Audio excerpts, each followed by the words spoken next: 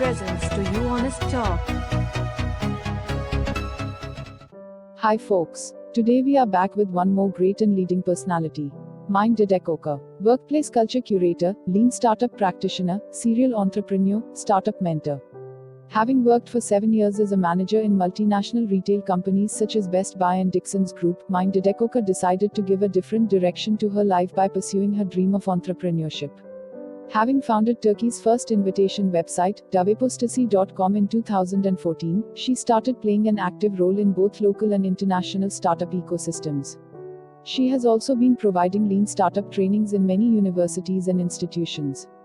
With the Start-IST brand she founded, she has been organizing events, panels and workshops on many different subjects targeting entrepreneurs since 2013, as well as advising international companies to help them expand to global markets.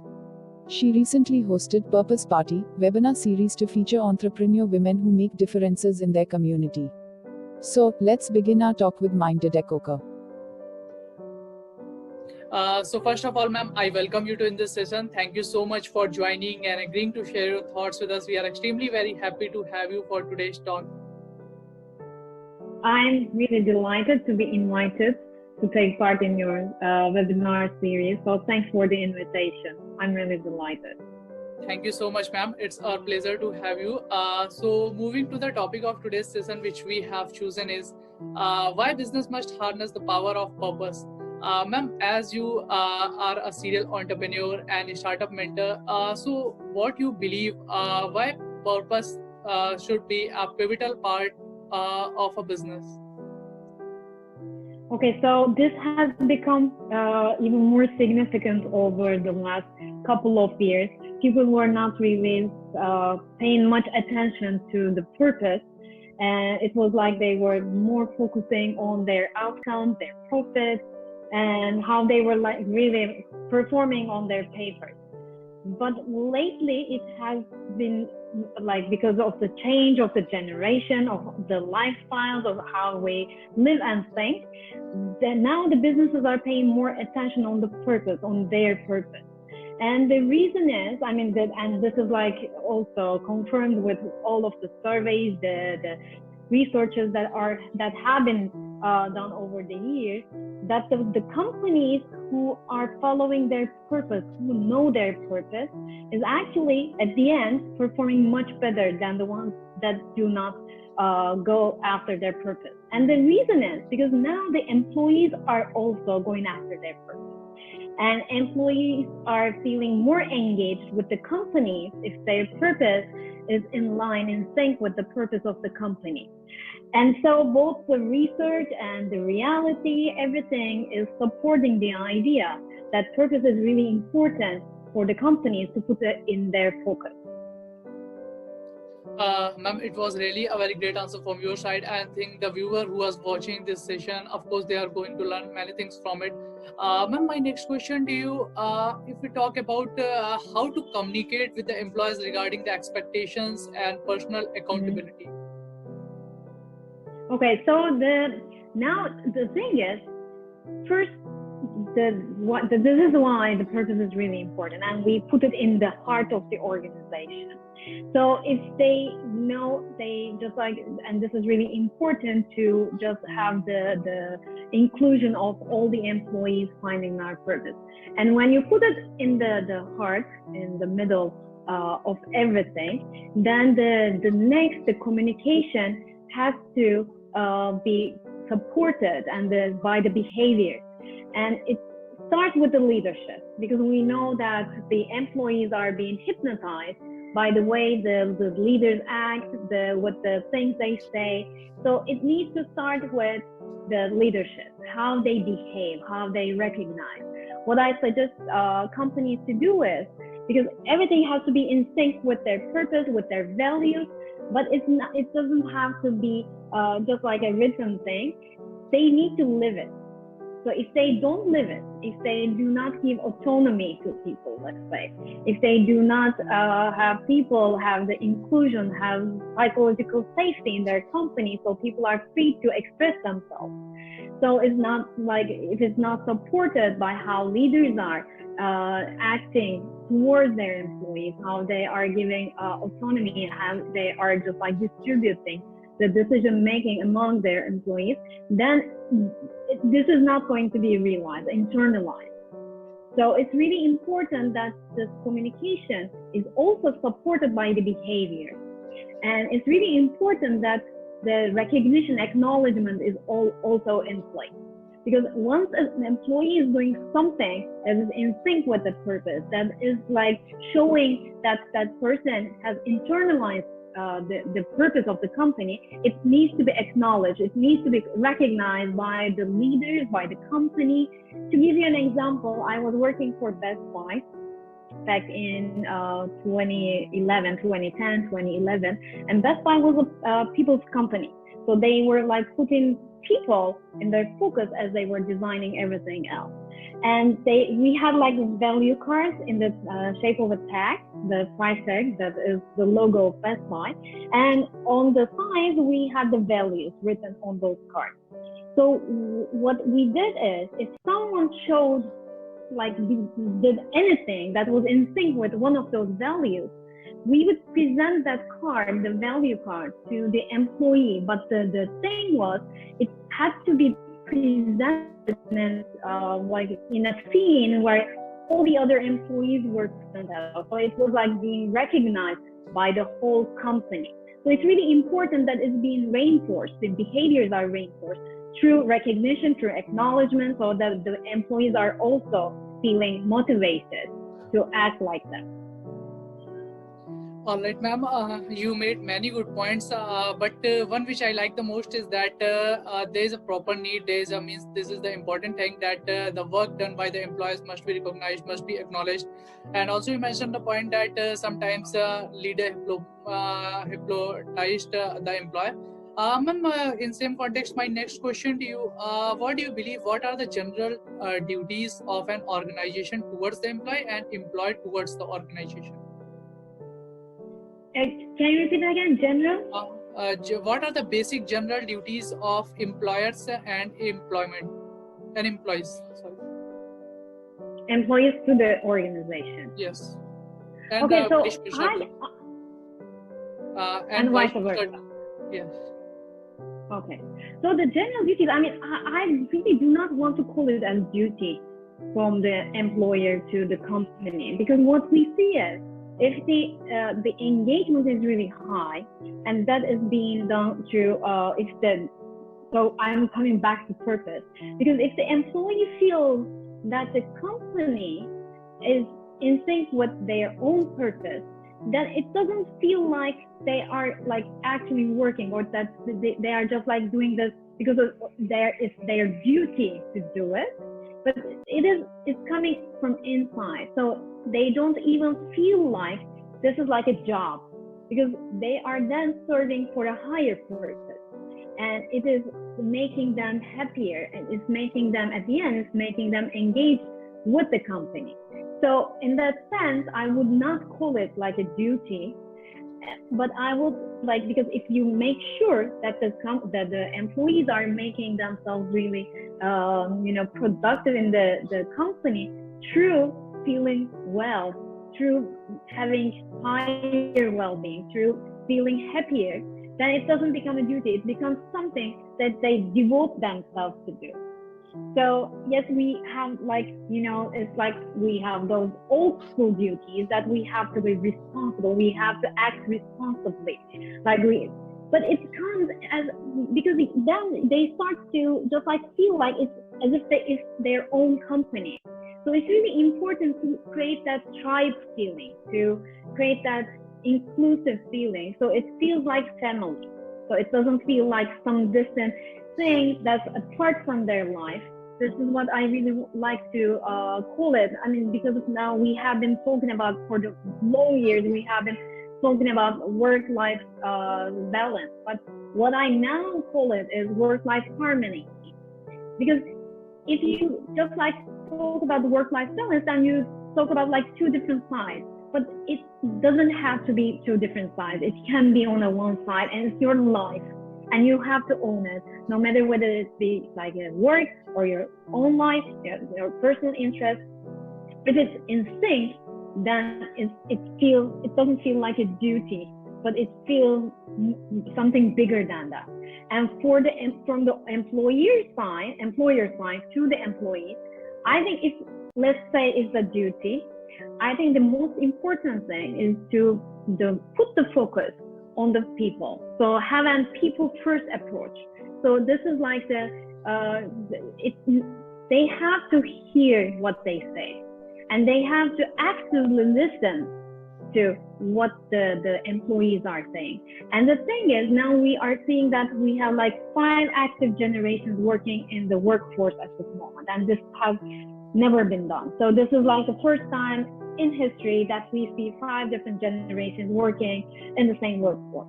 So it is really challenging for the managers or the high level executives to work with this new generation, because the lifestyles are different, the expectations are different.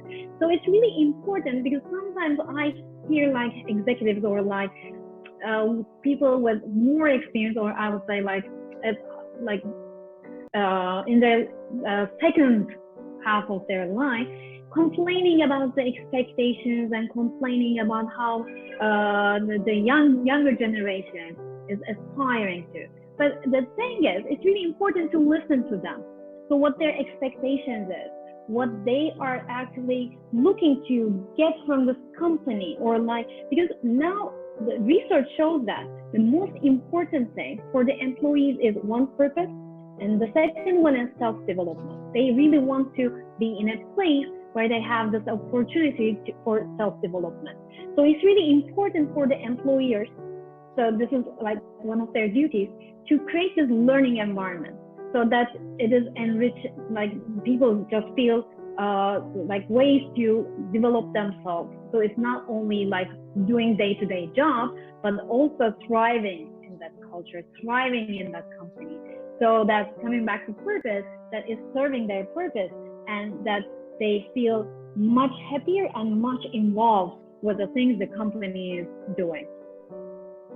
Indeed, ma'am, it was really a very great and insightful answer from your side. Ma'am, my next question to you, we have seen recently that organization introducing a new position called CPO, Chief Purpose Officer. So I would like to know your views on it. I think it's a must-have. There is one more role, by the way. I'm also a happiness, I hold a certificate for a happiness coach, and now we are pushing to have chief happiness officers in the companies as well. I think, and we also see now the chief remote officer. So like now we see these new roles coming up. I think it's really important that we have that role, but it doesn't have to only be the duty of that person, that the purpose is being lived in the company. So it's kind of like that person would be the gatekeeper to making sure that the purpose is really being lived in the company. And I think it's really important. And I think one of the things that this role needs to be in the company is to create that feeling that this company is really putting purpose as a priority. And it shows that, so it's making this notion that purpose is really important for this company, that we are creating this team, we are creating this, role as chief purpose officer. Because sometimes they really, as things become popular, companies like to talk about that. Like now people started working about remote work, flexible work, and because it's kind of like a Me Too thing, they want to follow the popular thing.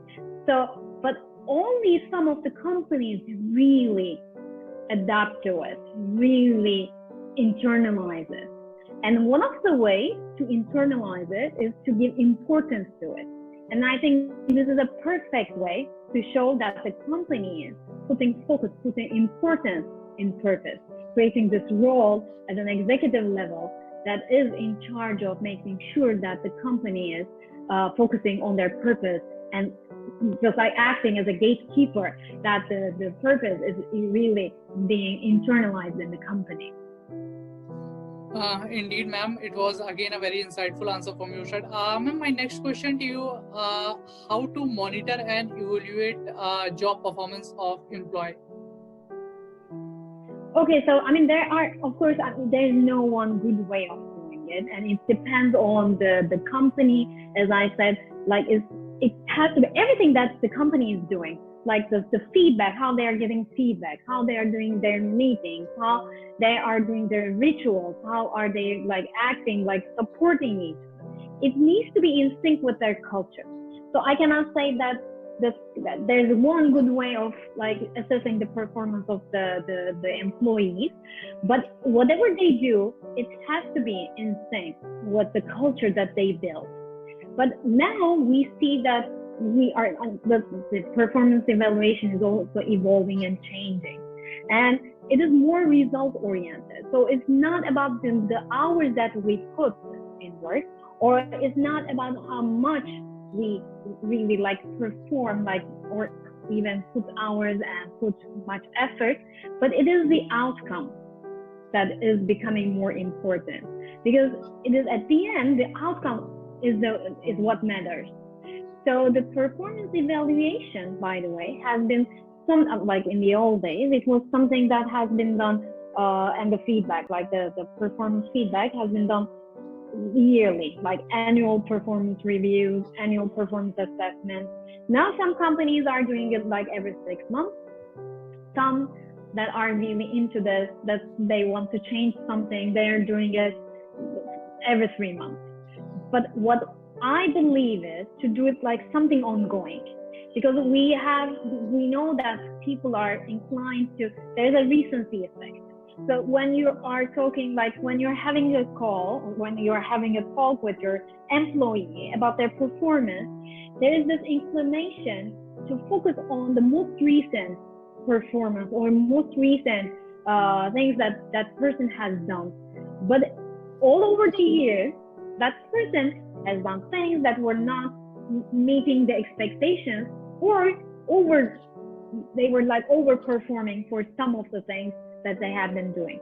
But the recency effect makes it only the recent events, only the recent things that person made more visible. So in order to just like, go beyond that barrier, it's really important to keep that performance evaluation ongoing. And to do so, it is really important, as I said, it's really important to focus on the outcomes, but like, how do we assess that?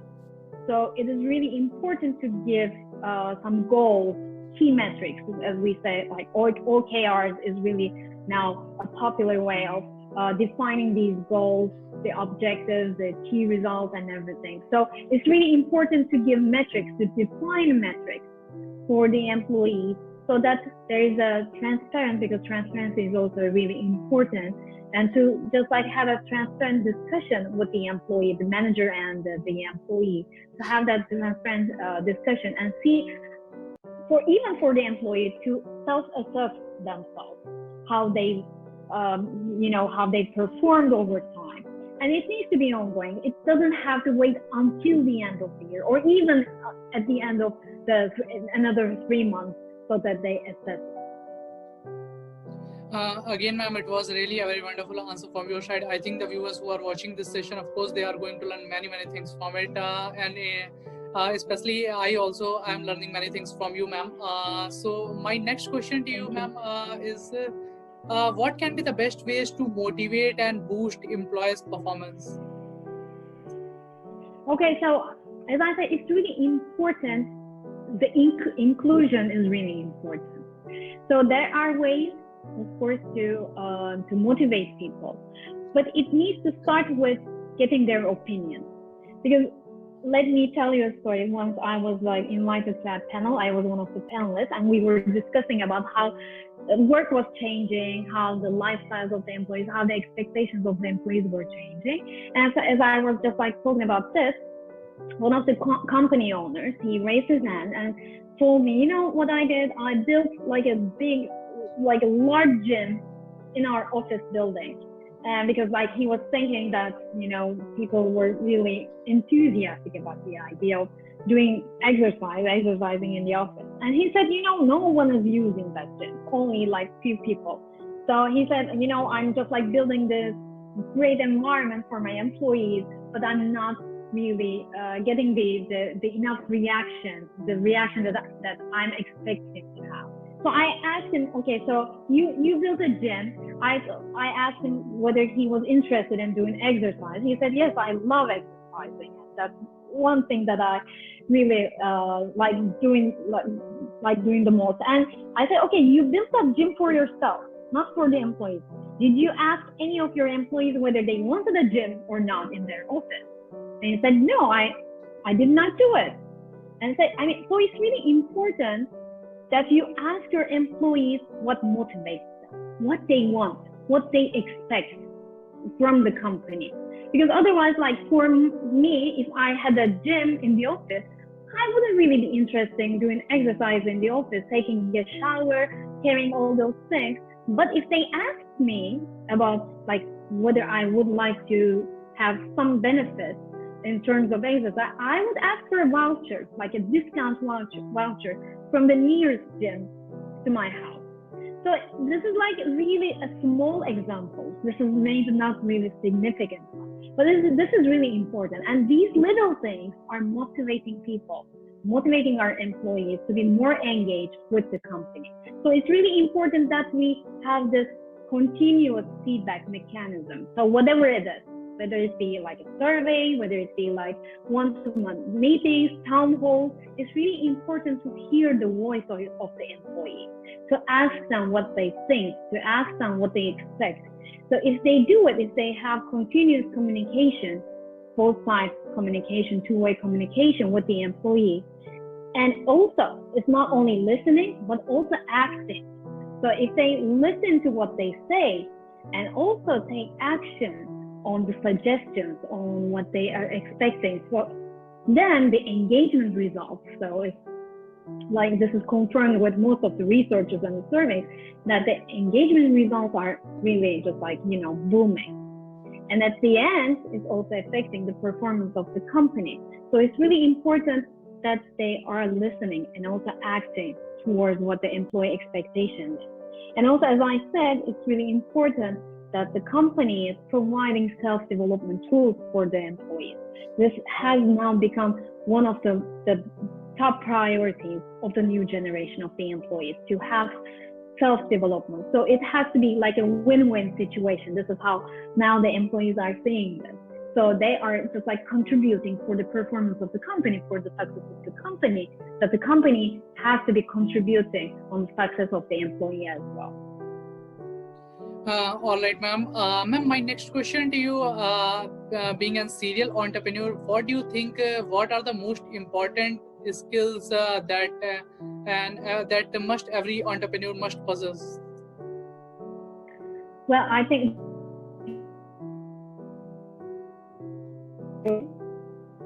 saying is yes, I knew. But I think the most important thing that you have to have is resilience, because the life of an entrepreneur is just like a roller coaster ride. So one day you're just like here, and the other day you're just like here if you are not performing well, or if something goes really bad. But the thing is, you have to, like, even if you fall down, you have to get up and just like keep going and keep going and keep going. So I think resilience is like a must-have. Risk-taking is also, and being a learner. So, I'm always suggesting the entrepreneurs to listen to their mentors. I always suggest them to have a mentor and listen to people. Because sometimes I see that the entrepreneurs are so much in love with their idea, so much in love with their business, that they are just like, they become blind. So, and they don't listen to other comments or like suggestions or any feedback. It's really important that they are open to feedback and they're open to learning things and also unlearning things. Because I think unlearning, and this is not only for the entrepreneurs, but this is for the leaders, the new generation leaders as well. It's really important that you can unlearn what you know, so that you can just like build new skills, new things, new ideas, new mindsets. So it's really important that the entrepreneur is like open and like an open-minded person and open to any suggestions and also open to learning new things. Indeed, ma'am. It's really our privilege today to hear all these things from you. I think the viewers, those who are watching this session, of course, they are going to take many things from it. Ma'am, I don't want to take you much time. So moving to last question of this session, ma'am, the question is because of this COVID pandemic, which is a pandemic in all world, we have seen that those entrepreneurs, those who have just started, facing challenges and facing this time very tough. So what will be your advice to them? So I always think that crisis, the time of crisis, can be turned into opportunities. So it's really important how to turn this crisis period into an opportunity.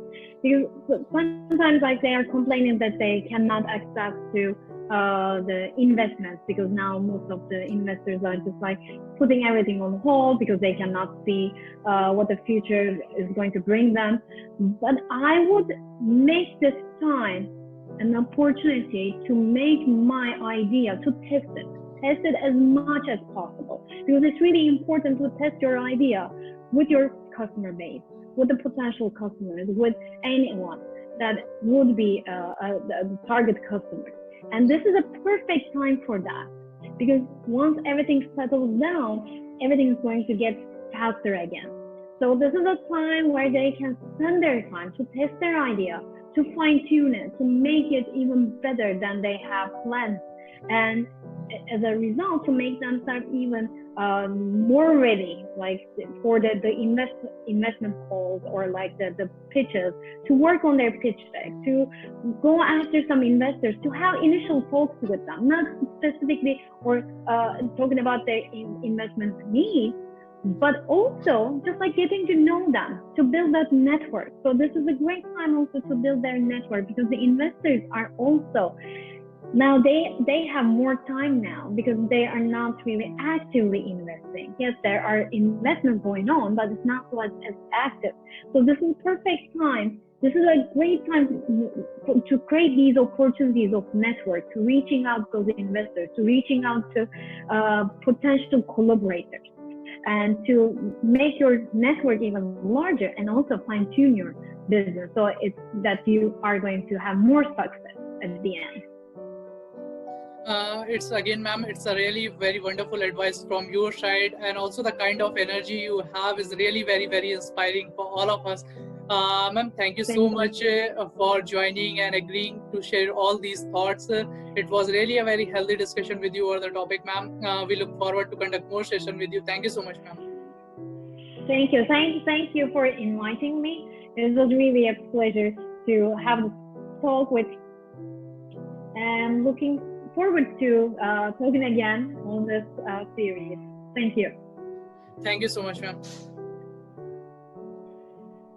Thanks for watching. Please like, share and subscribe.